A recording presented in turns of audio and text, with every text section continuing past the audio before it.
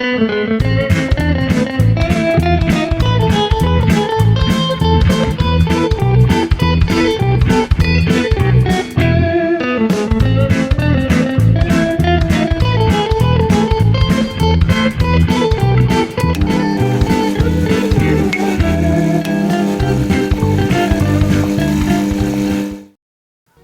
folks, Mackenzie Lambert here. Welcome to this installment of Cinema Booker. Here I dabble with a what-if scenario and provide some fan casting for it.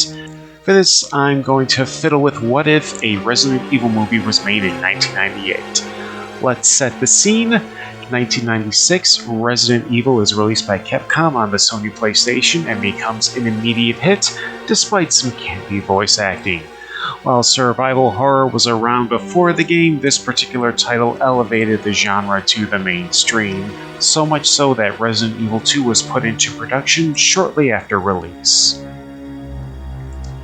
At this time, I'm sure Capcom would have jumped at the chance of a movie adaptation, but hold off due to the turnout of Street Fighter with Jean-Claude Van Damme and the troubled development of Resident Evil 2, the game. Constantine Films bought the film rights of the franchise in 1997, a smart move on their part. After waiting to see if the previous game was a fluke, Capcom greenlights a movie adaptation after Resident Evil 2 is released in 1998, with the game selling fast in a shorter amount of time and received stronger critical reception. Budget-wise, let's aim for a $90 million tag. That includes the talent in front and behind the camera, special effects and makeup effects. $90 million would be a solid number since it is plausible to make a profit on that expense. The screenwriter. A movie needs a strong foundation. A screenplay does the IP justice, and it can also bring in people not familiar with the franchise. S.D. Perry would be the best candidate. At this time, she was in the process of adapting the first game into a novelization. Capcom already had a working relationship with her, and she is established with other noted IPs, whether it's Aliens or Alien vs. Predator. For the director's chair, I'm leaning towards Frank Darabont, who at this time would still be riding the high of Shawshank Redemption. The man got his start in horror with both Nightmare on Elm Street Part 3, The Dream Warriors, and the 1988 Blood remake. After the 1-2 punch of Shawshank and The Green Mile, Darabont may be ready to jump back into some horror, plus his experience as a screenwriter would make for a solid collaboration with Perry. The makeup effects. When it comes to makeup effects, it would be easy to go with the likes of Tom Savini or K&B Effects, but I would go with Gianetto De Rossi. Some of his celebrated work was for the horror films of Lucio Fulci. Fulci's death in 1996 would allow for De Rossi to pay homage to his filmmaking comrade, and he could implement his signature Potter's Clay makeup for some of the zombies. At the time, De Rossi was working on some big budget fare like Dragon Hearts, Daylight, and Man in the Iron Mask. I'm sure he would be open to getting back into the horror muck. For the special effects, due to budget and time constraints, aiming for about a 90 to maybe 105 minute runtime, there will need to be some cuts. We can still have dozens of zombies and maybe 5 or 6 zombie dogs. We will need to cut down the numbers on some of the bigger monsters, maybe 1 or 2 hunters, no giant spiders, no Neptune. We will have to decide which mini-boss we want to include. We can only have one of the following: Plan 42, Black Tiger, or Yawn. No Lisa Trevor since she doesn't show up until the 2002 remake. Both Yawn and Plan 42 would probably be too much work.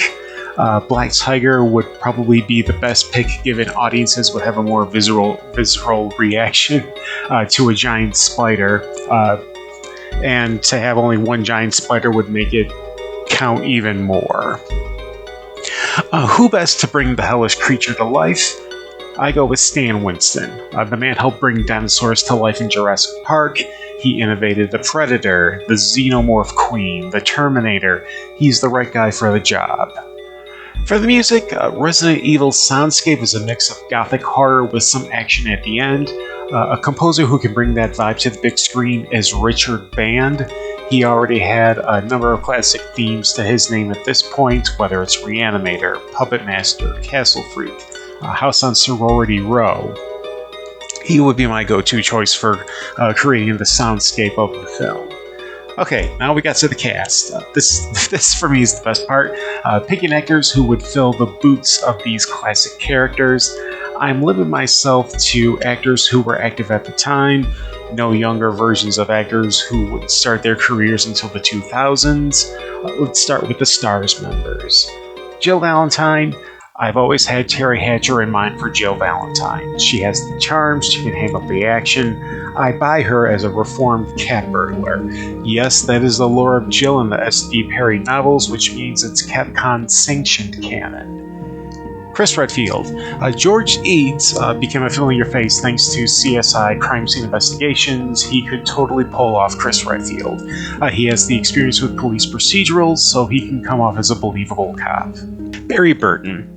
Alright, William Forsythe is an actor of deserving of a good guy turn. He always plays a bad guy, almost all the time. With Forsythe as Barry, we can see a different side of him. This would be an outside-of-the-box turn, and I am all for it.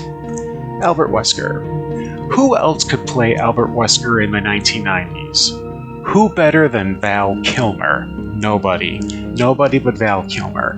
Iceman himself is Albert Wesker. For Rebecca Chambers, Claire Danes is a spot-on choice for Rebecca, the new recruit of the STARS Bravo team. Danes would play her with a little less naivety, taking the situation seriously as would be expected. Brad Vickers, trying to figure out who could play Chickenheart was a tough call. I had two actors in mind, but only one strikes me as one who would be believable in Cowardice. Ted Raimi, brother of Sam Raimi, and a noted character actor in his own right. The film needs some levity, and Ted Raimi is a master of playing characters that can lighten up the mood and break tension. Alright, we're going to move on to supporting roles. These are picks for roles that are not the main cast, but do play pivotal in a secondary position. Tyrant. The bodybuilder turned actor Ralph Mollaire is the perfect human specimen for the role of Tyrant. Intimidating as could be, he towers over his fellow cast members. You will more likely recognize him later when he would be in Ridley Scott's Gladiator. It would be intriguing to see what both Stan Winston and DeRossi could come up with when they work together on this character. Chief Irons. Sure, I could have picked William Forsythe, but back to my reasoning for him as Barry. Instead, I would go with Stacy Keach. He has a strong resemblance to Irons' character model.